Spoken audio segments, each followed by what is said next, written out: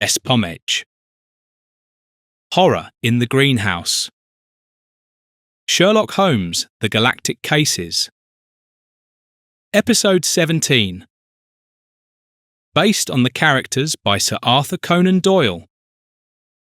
A goaudio production. "I've been here before," remarked Tornot, "but I still don't like it. Would you be so kind as to explain why you feel unwell in this heated glass house?" inquired Sherlock Holmes, who was strolling alongside him. "This is not a glass house, but rather a domed city," the first officer corrected him. "The atmosphere on planet Toy 700E is unfortunately not as pleasant as back home, which is hardly surprising, given it's 100 light-years away." "Now don't be so fussy," Dr. Watson objected. "I feel rather like a goldfish in a fishbowl myself."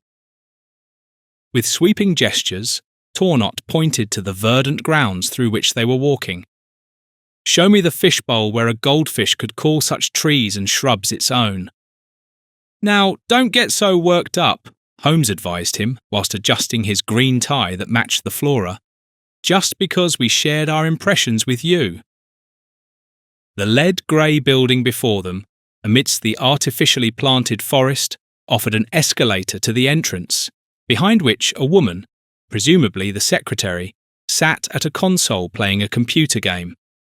On the monitor in front of her, monkeys climbing palm trees had to be captured with vines. "That must be the outer office, Cerberus," Tornot whispered to Sherlock Holmes.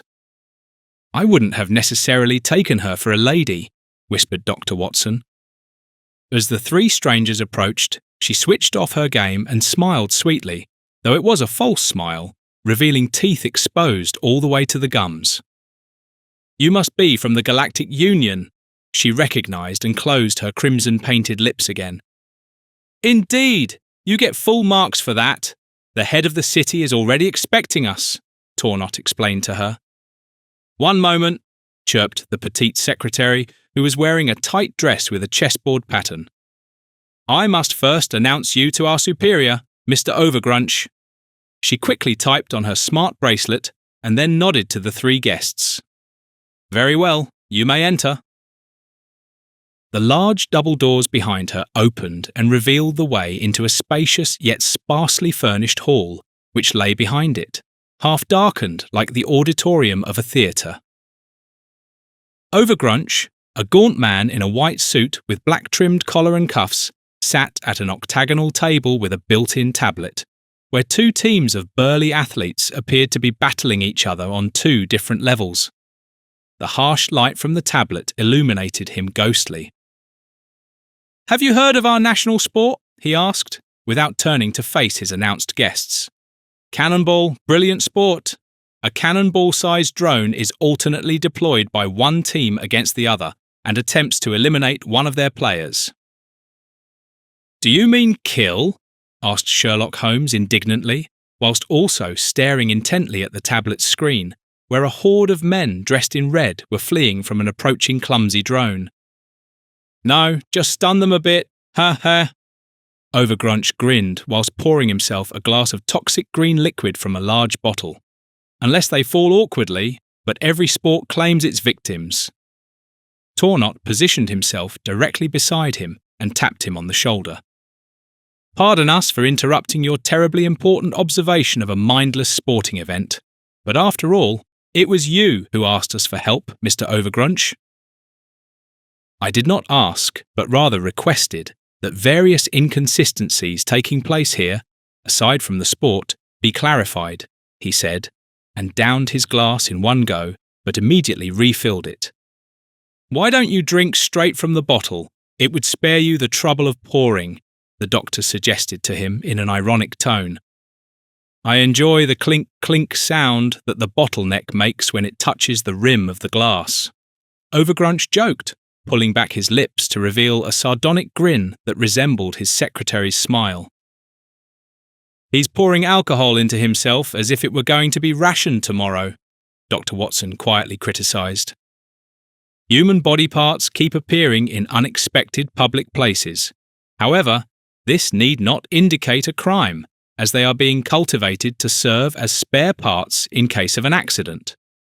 Overgrunch followed this explanation with another long swig from his glass. Afterwards, he looked at Tornot and grinned broadly again. There is, however, something terrifying about suddenly finding a human arm lying in the middle of the pavement, or a leg standing in a meadow. This suggests a certain threat from unknown sources. But thus far, no one has been murdered and mutilated, Holmes sought to confirm. No, replied Overgrunch, briefly glancing at the detective. Beneath his bloodshot eyes, the characteristic puffy bags typical of alcoholics protruded. Then he immediately returned his full attention to the game. Yet my innate anticipation waves to me with this in my nightmares. Should it therefore come to pass in reality, in the worst case, I would be partly responsible as the chief of the beautiful city of Toy 700 City, because I could not prevent it. Have you already informed your own security guards about this? Inquired Tornot, who was now also, albeit imperceptibly, peering at the events on the tablet. Of course, replied the chief, draining his glass to the last drop. However, without success. They could neither determine when the parts were deposited nor by whom, nor what purpose was being pursued. Only the where is beyond question. Always public places that are very popular with the population. You can see the martial game on your living image on the table, so why not also see the perpetrator or perpetrators during their activities? Holmes inquired sternly. Haha, how peculiarly you express yourself. Could it be that you've been brought from the past into the present? Assessed Overgrunch, who had nothing more pressing to do than refill his glass. And even if that were the case, answer the question, Tornot demanded. Yes, I certainly installed cameras in all the important places, but they refused to film the perpetrator or perpetrators, explained Overgrunch, looking Holmes up and down. It seems either a tech nerd is at work or an evil spirit from another dimension. I reckon you're from the 19th century, correct? Yes, Mr. Holmes comes from that time period, but his mind is as sharp as a laser sword, Tornot hissed, slightly irritated. If I, as first officer of the Ultimo One, didn't know better, I would suspect delirium tremens in this whole affair, but I assume the body parts were also seen by teetotalers. Of course, I myself wouldn't have paid any attention to such human puzzles, Overgrunch sneered while staring fixedly at the game. Ha! Got one! I can see we're not getting anywhere with you, Tornot stated indignantly and stomped towards the exit. By the way, Overgrunch called after him, what I drink is alcohol-free alcohol, my patented invention. The blood refuses to absorb the alcohol content, heh. Well, I do hope you've considered your liver, Dr. Watson remarked before joining Tornot and Holmes and leaving the room. Overgrunch suddenly turned his head towards him and twitched, as if he had just been slapped by an invisible person. Outside, Tornot directed several questions to the secretary. Tell me, how long have you been working here? Are you well compensated for your work? Do you have any complaints? She smiled again, falsely and briefly. Firstly, 18 months. Secondly, yes. Thirdly, no. Holmes looked at Tornot and shook his head critically for a moment before addressing the lady. May I ask for your esteemed name, beautiful lady? My name is Miss Gasking, and I practically run this entire establishment. Everything passes through my delicate hands. Of course, I also know why you've all come here. I too found a human foot on my daily route to my workplace, a male foot, mind you, as the toenails weren't painted. Dr. Watson raised his eyebrows in bewilderment. How peculiar. I would like to see the details, demanded Tornot, and glanced at the screen beside the console, where a list promptly appeared, which he read through with concentration. Interesting. Truly very interesting. What is it? Dr. Watson peered curiously over his shoulder. The precise listing of times and locations where the body parts were found, Fortunately, there isn't an actual corpse in this case." "Not yet," Holmes interjected. "It's quite possible that someone intends this whole nonsense to make a corpse disappear without drawing attention, because once people become accustomed to the appearance of human limbs, one might assume that subsequent ones won't be examined quite so thoroughly." "Well, right now," Miss Gasking promised him. "And where were all the body parts that have been found thus far taken to, Lady Gasking?" Holmes permitted himself to ask, with exquisite politeness. "As far as I know, they were taken to the local pathology department. You'll find it if you simply follow the white paved alley between the birch trees," she provided directions. All three immediately set off in that direction. From the lead-grey building, which stood out against the green surroundings, several streets and alleys radiated outwards in a star pattern, showing little traffic. One alley featured the aforementioned white cobblestones, lined on both sides with beautiful white, black-spotted birch trees forming a long avenue. At its end stood an unremarkable octagonal white house with crimson doors. One of them stood open, providing access to a narrow corridor. Tornot, Holmes, and Dr. Watson had to walk single file, whilst overhead one ceiling light after another switched on. "What amusing light trickery," remarked the doctor. "Nothing compared to the body parts haunting," said Tornot. "Ah, there's someone up ahead in a white overall who can surely help us. Hello, we're coming from the Galactic Union." The man in the overall finished the sentence. "Miss Gasking has already informed me. Come here, I will show you our findings thus far. My name is Sussman, by the way, and I have been working here as a pathologist for 11 years, but I have never encountered anything like this before." Behind a glass front, the body parts that had surfaced thus far were neatly arranged in rows. "Sick," Tornot hissed. "Well, at least there's no head amongst them." "Yes, not yet." Sussman grinned and stroked his hairless head. "So far we have found 4 legs, 3 feet, 5 arms, and only 2 hands, and they are all of artificial origin, which I have definitively established after thorough examination. If any of you are doctors, you are welcome to verify this." "I am a doctor," Dr. Watson announced with unconcealed pride. "And have you ever been a patient yourself?" Sussman asked with interest. "They say that doctors generally make poor patients." "Yes, I'm afraid I once had a war injury. What the enemy's bullet failed to do on the battlefield, typhoid nearly managed to accomplish in the field hospital, but I was tough as nails." Dr. Watson puffed out his chest at this triumph. "And I can flatter myself that I was a good patient. A young nurse said to me at the time, 'Dr. Watson, you are my favourite patient.'" "Do you have any artificial body parts, Dr. Watson?" Sussman inquired with growing interest. "No, but I knew someone who had a wooden leg," the doctor recalled. Sussman crossed his arms. "A wooden leg? Never heard of such a thing. What could it do?" The doctor followed up a puzzled look with the answer. "It could make a knock-knock-knock sound when its new owner walked about with it." "Are you pulling my leg?" Sussman asked as he lowered his arms. "Oh no, dear friend," the doctor protested. "A wooden leg can do nothing more than replace a patient's lost limb with a loud sound when stepping on hard ground. What can your artificial body parts do, Dr. Sussman?" "If you mean the parts behind the glass, they cannot do anything anymore, as they haven't received blood flow for quite some time," explained the pathologist. "However, if they are transplanted in a timely manner after being removed from the nutrient solution, they can walk through fire without pain, be submerged in boiling water, or even withstand pressure of up to 1 ton without damage." "And which laboratory did these fleshy works of art originate from?" inquired Tornot. "No idea," Sussman shrugged his shoulders. "They were not marked." "What is your theory regarding this entire mysterious affair, Mr. Sussman?" Sherlock Holmes wanted to know from him. At that, the pathologist burst out laughing.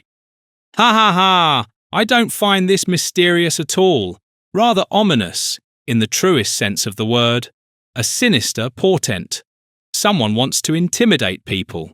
I don't know who is behind it, but in my humble opinion, it's aimed against the chief, that old drunkard. Well, at least you're man enough to speak the truth openly, Tornot praised him. So you think this matter is politically motivated? Oh yes, Sussman nodded eagerly with his bald head. And my advice would be to visit the former opposing candidate for chief, an oddball named Borodin. He lives in Chestnut Avenue, in a palace-like building made of red bricks. Less than an hour later, all three found themselves in the described palace and were greeted by a robot in the entrance hall, an impressive specimen standing 7 feet and 3 inches tall, with a golden breastplate adorned with the capital letter B, which clearly indicated its owner. My master is very busy, claimed the Tin Man. Us too, Tornot snapped at him. And part of our work is to find out on behalf of the Union who is scattering artificial body parts across the entire city. I shall inform my master. Wait here. With astonishing speed, the robot whizzed up the stairs, where it disappeared behind a metal door. You should not have burst in like that, mister, Holmes criticised him. Now the robot will repeat your words to the master of the house, allowing him to devise whatever answers suit him best. In such cases, I always make a point of revealing only limited information, which I disclose gradually, so that the person being questioned comes under pressure when answering and possibly contradicts themselves. Ah, Tornot exhaled with a sigh. Thank you for the first part of the course, How to Become a Master Detective. The robot reappeared above. My master requests your presence. Would you like to come up, or shall I carry you? We shall manage on our own, Tornot announced, and swiftly climbed the steep stairs, followed by Holmes and Dr. Watson, who used the handrail for support whilst ascending. In a room laid with red carpet, with purple curtains hanging at its windows, they were received by Borodin, an athletic man in his 50s, who sat in a throne-like oak chair. Next to him stood a small marble table, upon which rested a chess set. A warm welcome to my modest little house, he greeted his guests, whilst adjusting the collar of his snow-white shirt, whose sleeves were taut against his muscular upper arms. May I offer you anything? Only the answers to our questions, Tornot replied, which Mr. Holmes will ask you. Since your robot has undoubtedly already informed you about the reason for our visit, Holmes began, you can surely anticipate the questions, Mr. Borodin. The master of the house smiled and rose from his armchair, his black trousers stretching across his loins. It seemed almost as if he had outgrown his clothing. Well, the body parts appearing out of nowhere concern us all. Therefore, I have given the matter some thought. Your questions are surely aimed at whether I have anything to do with them. Yes, that thought occurred to us quite by chance, escaped Dr. Watson. Especially since you seem to be quite a big shot around here, Tornot sneered. A man who always meddles in affairs. Before anything happens here, one must first fill out an application form, and until it is approved, days of the calendar pass by unused. And why? Because our superior prefers to watch mindless sporting events and get absolutely plastered, one drink after another, if you catch my drift, complained Borodin whilst pacing back and forth before his guests. Therefore, it is entirely within the realm of possibility that citizens might express their protest about this in one way or another. What do you make of these appearing body parts, Mr. Borodin? Tornot inquired impatiently about his opinion on the matter. What am I to make of it? Borodin scratched the back of his head demonstratively, as if thinking intensely. A human being is merely raw material. Their individual parts are just the building blocks. Someone here is giving clear indications of how interchangeable these individual parts, along with the raw material, are. And what for? Wondered Dr. Watson. No idea. That's what you were summoned here to figure out. A mocking grin played around his mouth. By the way, nobody has asked for my opinion until now. In that sense, this was a first. Sherlock Holmes raised an index finger. You spoke of the interchangeability of humans, if I understood you correctly, Mr. Borodin. So you believe someone wants to show the Colonel, Mr. Overgrunch, that he too is replaceable. Precisely, that thought did occur to me, confirmed Borodin, slapping his fist into his open palm. I cannot shake the feeling that my fellow citizens are beginning to regret placing their cross in the wrong box during the election. If there were to be a re-election, I would emerge as the clear winner. I am convinced of that, although, if he continues drinking at this rate, he won't last much longer anyway. But don't imagine that I must wait for his death to finally reach the position that is rightfully mine. Are you aware that with this statement you are directing suspicion towards yourself? Probed Holmes, whose talents included the swift assessment of human character. You insult my intelligence, complained Borodin, tapping his forehead with an index finger, his sprouting hair resembling a luxuriant wig. It is logical, as a former opposing candidate, to maintain a very offensive stance against the incumbent. My honesty practically compelled me to share with you my view on the strange distribution of body parts. However, this does not mean that I am the one who commissioned it. Rather, it could be one of my numerous supporters who finally wants to see me in office and dignity. And who might be a candidate for that? Inquired Tornot. Someone with connections to a laboratory where these things are cultivated, Borodin replied without hesitation.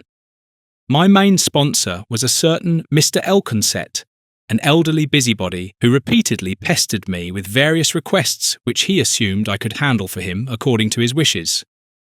And where might we find the elderly gentleman? Oh, he lives not far from me in a Spanish-style hacienda. Rather ostentatious, if you ask me. He keeps genetically enhanced bulls as pets. He sells them at high prices to the Sporting Association of Horned Quadrupeds for competitions. When you visit him, you'll certainly see the beasts, but mind you don't get too close to them. They have fangs like vampires. Borodin warned them with a mocking grin. Thank you for the warning, said Tornot, pointing to the chess game. I have a warning too. In only 2 moves, you'll be checkmated. In only 2 moves? Echoed Borodin, and quickly sat back down at the little marble table. The robot bid farewell to the 3 of them and noisily closed the door behind them. Typical politician, Tornot recalled Borodin's words on the way to the hacienda in question. Talks non-stop and loves the sound of his own voice. At the wide entrance to the Spanish-style house, a 10-foot-tall robot stood guard. It was a combat robot with a weapon that resembled a former anti-aircraft gun. The gentlemen residing here appear to be trying to outdo one another with their houses and robots, observed Dr. Watson. Yes, those with money here display it quite shamelessly, Tornot informed him. Hello, robot. We come in peace from the Union and urgently need to see Mr. Elconset immediately, or El Conceto if he prefers the Spanish pronunciation. The combat robot made a movement that resembled a threatening gesture and produced a loud rattling, like the warning sound that rattlesnakes typically make when disturbed. Very well, Mickey Mouse, a hoarse voice sounded through the speaker at the entrance gate, which slowly opened. Let my visitors pass. Really now, Dr. Watson shook his head. Mickey Mouse is a rather unsuitable name for that monstrosity. But do remember the little dog that Lady Withersdorp always had sitting on her lap, my dear friend. Holmes interjected at this point. She always called him Hercules, even though he looked like nothing more than an oversized rat. Within the walls of the hacienda, tropical vegetation flourished, and the aroma of grilled beef wafted into the nostrils of the arriving guests. Tornot grunted. My mouth is watering. The master of the house certainly seems to know how to dine superbly. Indeed, Holmes agreed, but we are not invited to dinner. From the gateway of the main house emerged an elderly but well-groomed man wearing a matador's costume. With his chest puffed out proudly, he beckoned the three newcomers to approach. "Welcome to my humble abode," he greeted them. "You seem to have a tendency for understatement," Tornot observed. "We shan't disturb you for long, Mr. Elconset, but your neighbour, Mr. Borodin, informed us that you operate a laboratory for breeding fighting bulls." "Precisely," he admitted with delight. "But these are not just any bulls. They are the sacred Apis bulls from Memphis in ancient Egypt. I obtained their genetic material from the Serapeum in Saqqara. It was difficult to filter out suitable fragments for cloning from the numerous bone splinters glued together with bitumen in the massive, tons-heavy sarcophagi, but I succeeded." "Congratulations," said Tornot rather indifferently. "Thank you." The agile elderly man struck a victory pose. "Would you like to see one of them?" "No," Dr. Watson quickly declined. "We are not looking for a fighting bull. Actually, we came here to ask you about the other breeds in your laboratory," Holmes explained, revealing the true reason for their surprise visit. "What other breeds?" asked Elconset perplexedly. "I exclusively breed bulls and, of course, the corresponding cows, so I don't always have to clone them, you understand." "It's about the human body parts," Tornot cut straight to the painful truth. "Ah, so that's what this is about," said Elconset, somewhat disappointed. "Surely you don't think that I have anything to do with it?" "Not anymore," Holmes realised, looking towards a barn door that was opening, from which a gigantic bull came charging out. It thundered across the spacious yard, whirling up a cloud of dust behind itself. "Back, Blinky!" Elconset shouted at him. The master's command seemed to work, as the bull turned on its hooves and willingly trotted back into the stable. "Well, you certainly have excellent control over your pets, Mr. Elconset," praised Tornot. "I am practically their father," he rasped. "But back to your unbelievable accusation. I am truly too old for such childish pranks." "Yes, but it is not your age that eliminates you from the circle of suspects, but rather my excellent judgment of character." Holmes permitted himself a bit of self-praise. "Bravo!" Elconset rejoiced visibly and smiled, revealing a golden set of dentures. "To whom do I have the pleasure of speaking?" "With Sherlock Holmes, and I would like to seize this opportune moment to ask your opinion, as an experienced citizen of this town, about these childish goings-on. For that, I would need to know who sent you to me regarding this distasteful matter, because I suspect that person might have something to do with it." Elconset planted his hands on his hips, as if he were quite cross about being denounced so easily. "It was your ostentatious neighbour, Mr. Borodin," Tornot blurted out indiscreetly. "Actually, it's not one of my many good qualities to snitch on someone, but he seems rather ungrateful if he sends us to you, his generous main sponsor. Above all, because I wasn't even his main sponsor. That was actually Mrs. Crossford, a general's widow for 20 years and blessed with an eternally youthful appearance. She lives on the artificial island in the middle of our lovely town, and she owns one of the finest laboratories for artificial body parts. I'm surprised my dear neighbour kept that from you. Therefore, I suggest visiting the charming lady, for as I know her, she welcomes male visitors since her husband passed away," the old gentleman recounted with amusement. The aforementioned island was situated in an artificial lake and offered a ferry for crossing. The light from the central star, TOI 700, reflected in the glass dome above them, reminding them that they were on a foreign planet. "The old fellow with the fighting bull obsession certainly does like to hear himself talk," complained Tornot, smoothing down his silver uniform. "The breeding of these Apis bulls must have cost the old chap an arm and a leg, as you English would say, ha. And how peculiarly he was dressed. Some people's taste, I tell you. At least he gave us an important tip." Dr. Watson leant against the ferry's railing and stared into the crystal-clear water. And his muscle-bound neighbour was mistaken when he set us upon him. Or he merely wanted to deflect attention from himself, Holmes pondered. Why else would he cast suspicion on the old gentleman and forget about his best sponsor? After all, he intends to run for office again in the next election. For that, he needs every penny, including those from his neighbour. People don't pay with pennies here, Tornot explained dryly. And why did the old bull breeder send us to this Mrs. Crossford? Perhaps he, too, wanted to divert attention from himself, and you dismissed him from suspicion too quickly, Mr. Holmes. No, I can rely on my judgment regarding the meanness of my fellow human beings, he claimed impassively. Perhaps the old gentleman simply wants to enable new male acquaintances for his neighbour's generous lady friend, Dr. Watson surmised. Could be, Tornot agreed. Perhaps he's not only fond of animals, but also a friend of the fairer sex, to whom he wishes to introduce male appendages. Rather good, what? He didn't really strike me that way, the doctor objected. To me, he seemed very serious and honest.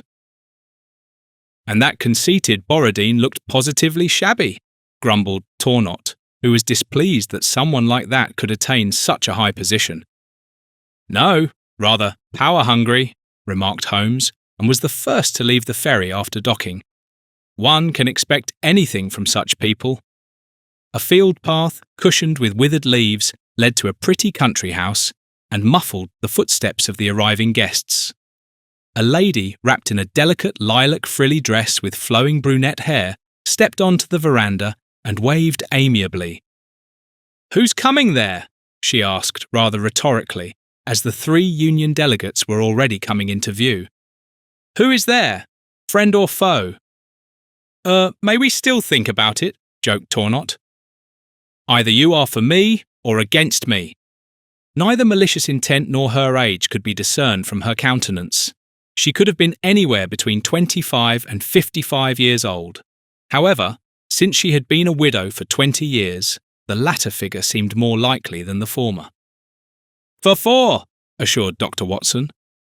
"Then be welcome," she whispered, and pointed to a seating area on the veranda, which consisted of yellow wicker furniture. "Take a seat, gentlemen."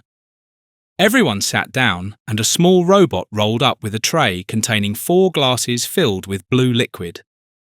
"This is pressed blue pear juice, a local speciality." She offered the refreshment and took a sip from her glass. "My late husband loved to drink it and tell me about his adventures, and he could give speeches. Wait, how did that one speech go? Yes, now I remember. He who preserves his childhood faith, living in a pure, unblemished heart, and dares to live against the laughter of a world he dreamed as a child, until his final day, that is a man. This planet may face challenges at any time that require an army whose soldiers bravely take up arms without hesitation to protect us." "Wow!" Tornot nodded appreciatively. "I truly would have loved to have met him in person." Dr. Watson steered the conversation back to the essential matter. "But we are not here to honour him posthumously, rather due to an unpleasant matter which you have surely already heard about, Mrs. Crossford." "Yes." She slowly put down her glass. "I presume you have come here about the body parts?" "But Mrs. Crossford, no body has been reported yet," Tornot informed her, earning a critical look from Holmes. "Well, I only meant—" "No, dear Lady Crossford, we are dealing with artificial body parts, as we have been told." "Yes, they'll tell you all sorts when the day is long," she snapped, suddenly putting on a wicked face. "I cannot begin to tell you how much I despise these authorities who restrict us all with meaningless regulations. For instance, I wanted to have my own dome over my island so that I could create my own climate inside. For example, a winter landscape. But that drunken sot denied me this." "And that is why you want to force his removal from office, Lady Crossford?" Holmes completed her speech in a confident tone. "Well, No, not in the way you might think. I have absolutely nothing to do with these body parts, although I do own a laboratory for cultivating such useful human utilities, but nobody can prove that the parts came from my laboratory because they didn't, she continued to screech before clearing her throat and adopting a different tone, a much softer one. Tell me, my good sir, who speaks so eloquently? My name is Holmes, Sherlock Holmes. Oh, how rare, Sherlock. It simply melts on one's tongue. She practically salivated. Well, Mr. Holmes, I am a lonely woman who has retreated to an island to avoid being harassed by intrusive men. Hence, I have no interest in visiting my laboratory to check if everything is in order. If you suspect my employees in Maple Avenue of misappropriating body parts, you will have to handle that on your own. He doesn't have to, Tornot reminded her. There are 3 of us. Well then, I wish you all the best, you super trio, she hissed, rising abruptly. After this rude dismissal, the trio crossed the lake again by ferry, though it wasn't as straightforward as their outward journey. High waves ploughed through the water and caused the small vessel to rock severely. Oh dear, groaned the doctor. I believe I'm getting seasick, and on a lake that can hardly even be called large. Size doesn't matter, Tornot corrected him. It almost seems to me as if these waves are being artificially generated. After all, the weather here under the glass dome is also under human control. A tsunami, therefore, cannot occur naturally. You mean the noble lady doesn't want us all to reach the safety of the shore? Dr. Watson anxiously looked at his friend. Holmes, what do you think? The same as our Mr. Tornot, he replied. And as a general's widow, she may have access to certain weapons of which we have no knowledge. Just what we needed, groaned Tornot. A lovesick fury. Oh, you think the lady has fallen in love with one of us? Dr. Watson smoothed down his suit and desperately tried to maintain some semblance of balance on the swaying ship. But with whom, I wonder? I'd wager heavily on our master detective, Tornot indicated, with a thumb pointed at the man himself, because he expressed himself in such a refined manner. While I am flattered, Holmes admitted with a smirk, I doubt that the wealthy woman acts out of love. She might at least want to delay, if not prevent, our arrival at her laboratory. Insolence! The first officer fumed, thumping his chest. How dare that young old lady send me into a typhoon? Yes, and us too, the doctor reminded him, quickly clutching onto the ship's railing. There were other passengers on the ferry who seemed to be thoroughly amused by the artificially created natural spectacle. Have you no fear at all, young lady? Holmes asked a woman in a blue-grey jumpsuit who had gathered several squealing children around her. This is just the fun water spectacle for our school trip. You can get it for an additional fee, she explained the situation. Come, children, let's go all the way to the back. You can feel the waves much better there. Ah, I see, Tornot had his moment of realization. One can succumb to paranoia so quickly, the doctor observed, looking at his friend. Even you almost fell for it, Holmes. Ha ha, oops. He nearly lost his balance, but still managed to enjoy the swaying boat journey until they docked. Relieved, they left the ferry and trudged together towards the given address of the laboratory of the lonely Mrs. Crossford, whom they had unjustly suspected of lovesickness. I say, Mr. Tornot, how does one actually construct these artificial body parts? Holmes inquired on the idyllic avenue. One doesn't need to build them. They grow from donated body cells in a nutrient solution, the first officer explained. Quite simple, really. Rather like mould on stale bread, if I may make the comparison. I say, and how long do these body parts take to grow to the required size? Dr. Watson probed, naturally harbouring medical interest in the matter. About 1 week, came the brief reply, as Tornot himself did not know much about all the details of such genetic programs. He could only offer his school knowledge, which was, however, enormously extensive compared to the time of Holmes and Dr. Watson. And how often have the various parts surfaced?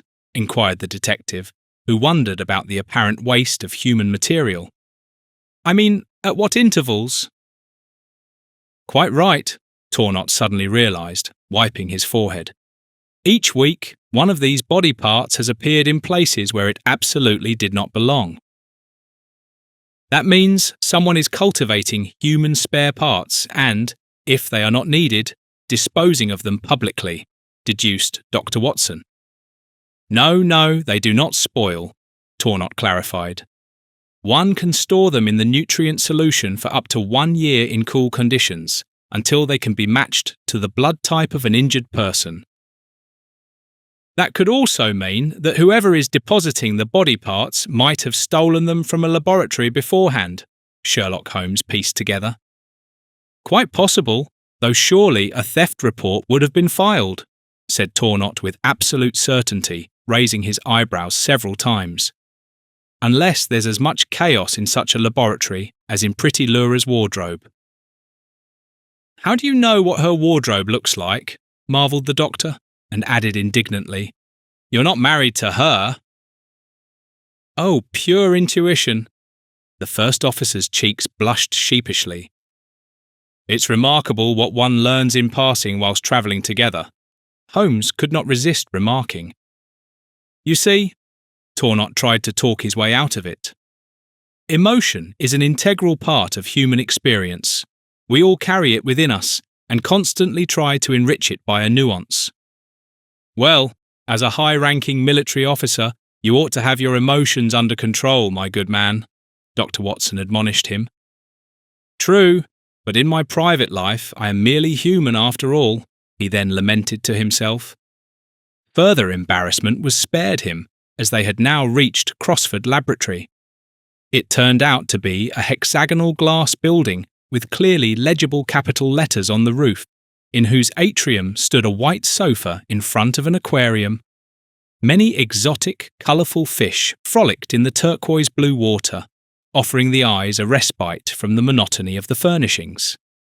Wearily, the doctor collapsed onto the sofa. Phew, he sighed. These long walks have made me hungry. A soothing melody echoed through the atrium, reminiscent of the sort once played in department stores to encourage lingering and spending. Just a few chords, yet they nearly lulled the doctor to sleep. I say, Dr. Watson! Tornot woke him, shaking him by the shoulder. Oh, why did you have to wake me?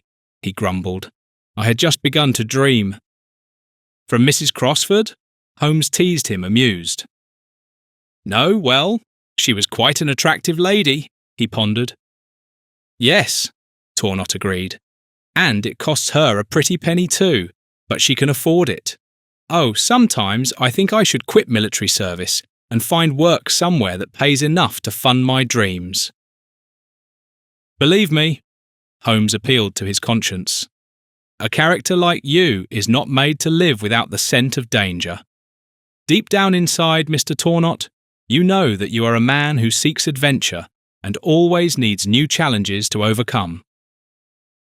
He nodded in agreement and mentioned, not without pride, and I have already earned quite a few merits. If only they would pay off in hard cash, then I would be completely happy. One can't have everything, Dr. Watson interjected. Why not? Now he stomped angrily, like a little boy who hadn't received his pudding. Can I help you in any way? A tall woman dressed in white had appeared and inquired about their wishes. I would quite fancy a sandwich, Dr. Watson ordered spontaneously. Then you ought to go to a restaurant, the young lady retorted snootily. We've been sent by your superior, Mrs. Crossford, Tornot clarified. One might expect a modicum of hospitality. Oh, I see, she cooed, and then called out loudly, Robot woman, serve a snack for 3 people. What else may I do for you? Now the first officer also settled down on the couch, whilst Holmes got to the point. We would like to know whether there has been a theft of human limbs from your laboratory, Missa? Claxton, She introduced herself and briefly raised both corners of her mouth. No, there wasn't any. Why do you ask? Oh, you're referring to the matter with the mysterious body parts? That's exactly right, Holmes admitted. They must have come from somewhere. A robot lady with an expressionless plastic face tottered over and served the guests a tray bearing several sandwiches and 3 plastic cups filled with orange liquid. Dr. Watson and Tornot eagerly helped themselves, though Holmes hesitated. Feel free to try some, sir, Miss Claxton encouraged him, as none of it is poisoned, as you might suspect. The orange drink is filtered cloby juice. The clobies are small local creatures, similar to Earth's rats, but beneath their greyish-brown matted fur, they have a deliciously flavoured jelly layer. Thank you very much, Holmes declined with a wrinkled nose. But I'm not thirsty at all. I'm not hungry either. I'm only tormented by the dreadful uncertainty of when the next body part will frighten someone again. Yes, me too, Dr. Watson assured her between mouthfuls. People are so easily thrown off their emotional balance, you know, Miss Claxton. She smirked contentedly. Ah ha ha, humans are essentially an obsolete model, yet their adaptability has thus far preserved them from extinction. That includes their ability to acquire new dietary habits. But back to your tormenting uncertainty. Unfortunately, I cannot simply eliminate it. I am not aware of any details about the perpetrator. Do you assume it's a man, Miss Claxton? Dr. Watson continued munching. By the way, this drink is truly delicious, my dear Holmes. Miss Claxton looked from one to the other. Yes, in my opinion, only a male brain would come up with the absurd idea of frightening his fellow human beings with specially cultivated limbs, whatever the reason may be. Haven't you considered the idea, Miss Claxton? Holmes whispered to her conspiratorially, that there might be a specific intention behind it, or a message, for whomever it may be. Indeed, she affirmed, whilst rubbing her hands as if she were cold. Such a suspicion had already crossed my mind. It could be someone who pathologically craves attention. However, I cannot think of any specific name. You see, I only allow pleasant people near me. But some people can be very good at pretending, mumbled the doctor, who was just devouring the last sandwich.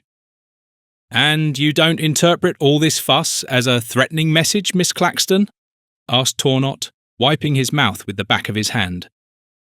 No, not really, because I cannot recognise any threat behind discarded human limbs. Her face showed a hint of arrogance. Do you now intend to eat your way through the canteens of all the laboratories here in Toei 700 City? As far as I'm concerned, began Tornot, rising quickly, then I can assure you, Miss Claxton, I am already full. Yes, I as well, agreed the doctor, suppressing a burp as he also stood up. May I seek the advice of an intelligent woman? Holmes whispered to her again conspiratorially. And ask what you would do in our position? Ah, that's simple, she smiled arrogantly. I would hold the pompous overgrunch to account and trumpet into his puffy face. Make sure these shenanigans stop, or I'll ensure you won't be re-elected. But it's not my concern to worry about. Indeed, quite right. Everyone should look after themselves, then everyone is taken care of. Tornot announced with amusement and clapped his hands once. Well then, we thank you for your precious time, Miss Claxton, as well as the refreshing snack, and shall take our leave. Farewell, she called after them and waved her goodbye theatrically.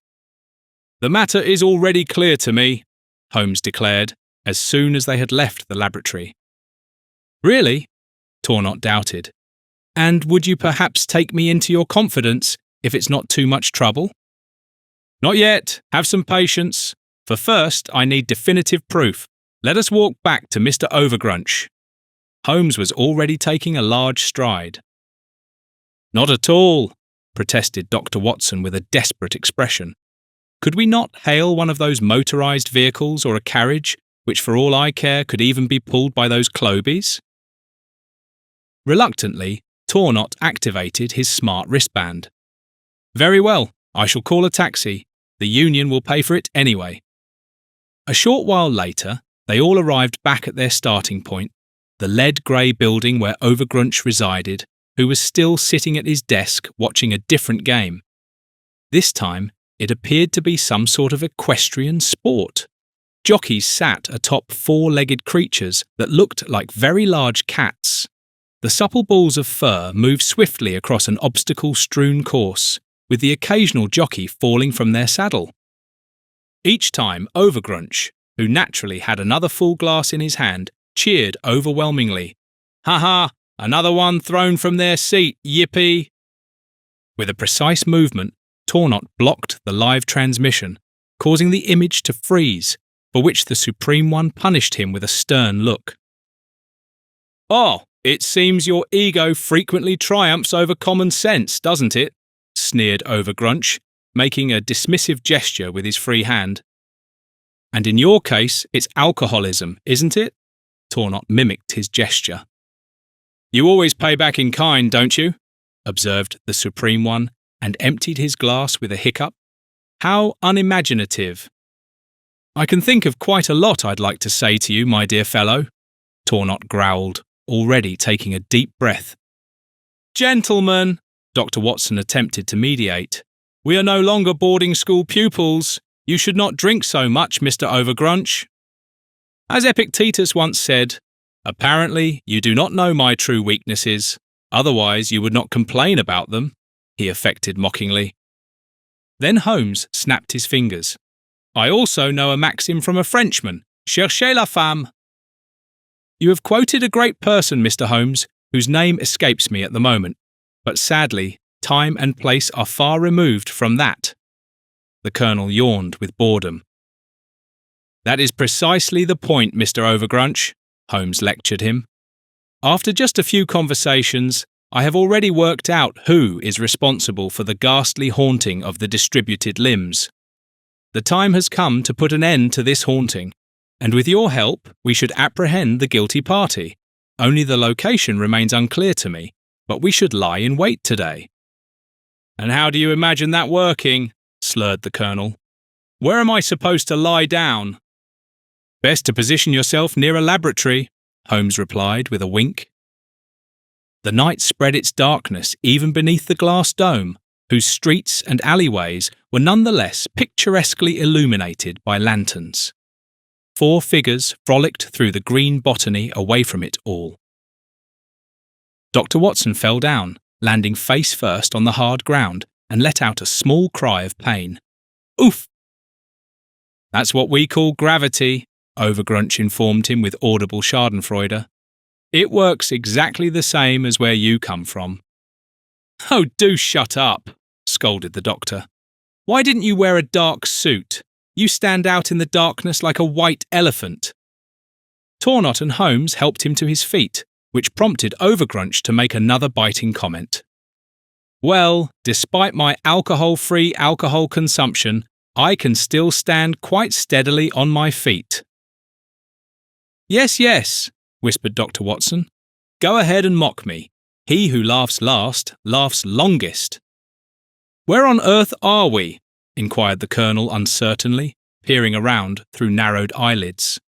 "I cannot recall ever having been here before." "Shh," warned Holmes. "Get down, someone's coming." All 3 went to take cover behind a bush. From the laboratory, whose entrance was located a short distance from them, emerged a white-clad employee. "There you have it," whispered Overgrunch, who now lay on his stomach under a bush with his 3 companions. "He's wearing a white suit too." "Yes, he doesn't need to hide," explained Tornot. "I hope we haven't missed them." "Who?" Overgrunch glanced over at him. "Well, the guilty party." "I hardly think so," Holmes quietly interjected. "After all, she must wait until everyone has left." "I'm bored," Overgrunch grumbled, "and I'm thirsty too." "Now control yourself, man. Tornot admonished him. Yes, someone else is coming from the laboratory now, Dr. Watson commented in a whisper. A woman dressed in white left the laboratory carrying a large package. She carefully looked around and then hurried along the street. Who might that be? Whispered Overgrunch curiously. You'll see in a moment, Holmes announced to him, stood up and leapt from the bush directly in front of the woman in white. May I help you, Miss Claxton? Oh my, she startled. No, I'm in a hurry. What have you got there in that package? Asked the master detective, already reaching out his hand for it. That's absolutely none of your business, she shrieked. Oh, yes it is, because inside is something with which you once again want to shock the public, for I hardly believe you are taking work home with you. With a sudden jerk, he snatched the package from her and hastily opened it. What are you thinking? You have no right to do that, she wailed. Oh, yes, indeed, for the Union has authorized me to do so, he revealed to her. Behind him, Tornot, Overgrunch, and Dr. Watson appeared one after another. Just as I thought, Sherlock Holmes said triumphantly. Inside the package is another arm. Where were you planning to dispose of this one, Miss Claxton?